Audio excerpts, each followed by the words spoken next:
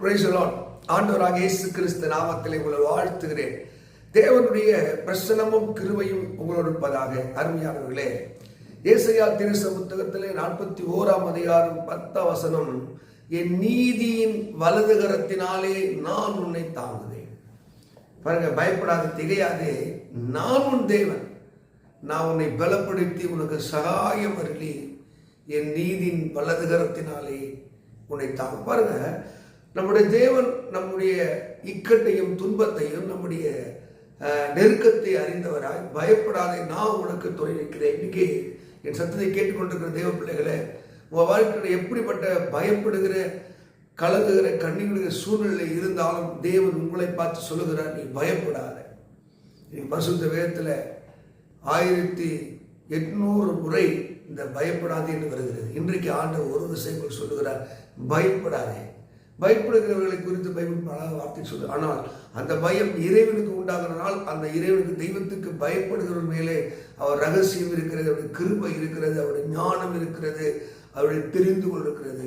இப்போ எந்த ஒரு பிள்ளைகள் ஆண்டவருக்கு பயப்படுகிறார்களோ அவர்களுக்கு சத்துருனாலே, வியாதினாலே, பொருளாதாரத்தினாலே உண்டாகிற பயத்தை நீக்குகிறார். பயப்படாது, நான் உனக்கு துணை நிற்கிறேன், திகையாதே, திகைச்சு போய் நின்றாதே, நான் உன் தேவன், நான் உன்னை பலப்படுத்தி உனக்கு உதவி செய்து சகாயம் அருளி என் நீதியின் வலது கரத்தினாலே நான் உன்னை தாங்குவேன்.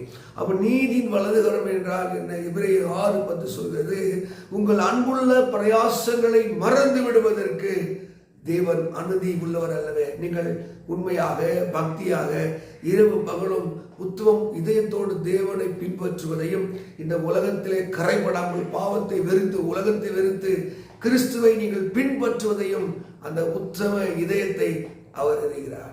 அவர் உத்தமமாய் என்னை பின்பற்றினான். வேதத்திலே காலேபை பற்றி எழுதுகிறது. காலேப் தேவன் இப்படி பின்பற்றினானா, உத்தமமாய் பின்பற்றினபடியால் காலேப் பலன் குறையல.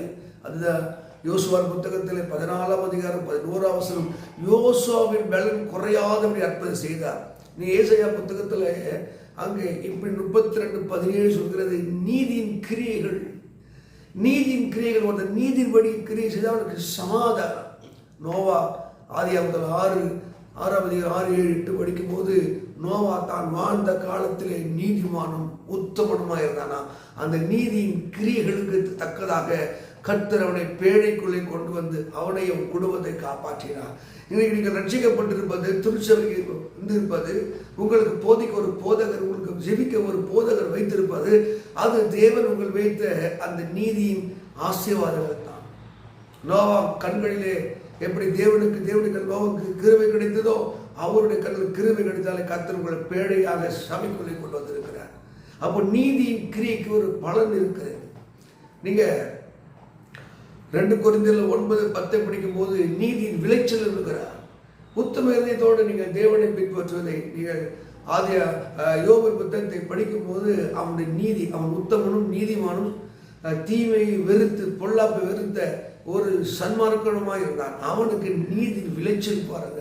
அவன் நீதி விளைச்சல், எத்தனையோ அழிவு, நஷ்டம், கண்ணீர், நிந்தை அவன் வாழ்க்கையில் வந்தாலும் அந்த நீதியின் விளைச்சல் திரும்ப அவனுக்கு வந்தது. எதெல்லாம் இழந்தானோ எல்லாவற்றையும் திரும்பி கொண்டான். யோபு 42:10, அவன் முன்னில் உள்ள பின்னிலைமை 2 மடங்கு ஆசீர்வதித்தார். அப்போ நீதியின் கிரியை அது என்னவாம்? அது சமாதானம். நீதியின் பலனை பற்றி சொல்லுது, அமெரிக்கையும் அது பலமாக இருக்கிறதா.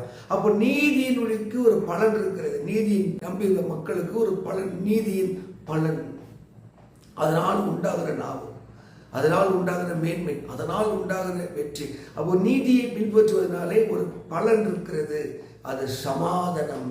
அமெரிக்கை வாழ்க்கையில அல்லல் இல்லாமல், வேதனை இல்லாமல், கண்ணீர் இல்லாமல் ஒரு அமெரிக்கையான வாழ்க்கை தர. ஏசாயாவில் 58 நீங்க 8ஆம் வசனத்தில் படிக்கும் போது, அங்கே உங்களுடைய நீதி உனக்கு முன்னாக போகுது, உங்க நீதி உங்க முன்னாடி போகும்.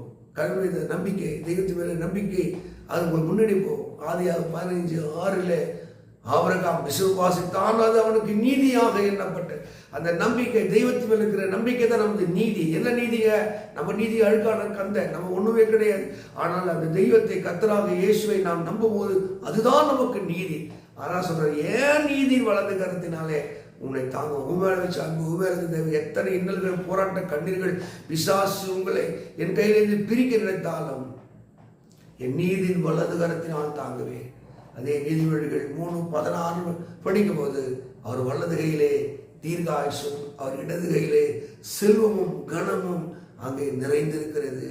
அப்போ ஆண்டவருடைய நீதியின் கையிலே என்ன இருக்கிறது? தீர்காயுசு. காலங்கள் கர்த்தருடைய கையில் இருக்கிறது. என்னாலே உன் நாட்கள் விருத்தியாக, ஒரு ஆயுசு நாட்கள் அதிகம் என்று சொல்கிறார். அப்போ நீதியின் வலது கரத்தை தீர்காயுசை சமாதானத்தை வைத்திருக்கிறார். அப்போ இயேசுவை நீங்கள் நம்பும் போது, விசுவாசிக்கும் போது அந்த நீதியின் கனியை, நீதியின் பலனை நீங்கள் அனுபவிக்கிறீர்கள். கலங்காத தேவ மக்களே, அங்கே வாக்கு சொல்லுகிறார், என் நீதி வலது கரத்தினாலே நான் உன்னை தாங்குவேன். அப்போ ஆண்டு உங்களை தாங்கி ஏந்தி சுமந்து தப்பி வைக்கிற தேவனாக இருக்கிறார். கலங்க வேண்டாம், பயப்பட வேண்டாம், திகைய வேண்டாம். அவர் வலது கரம் உங்களுக்கு பராக்கிரமம் செய்யும்.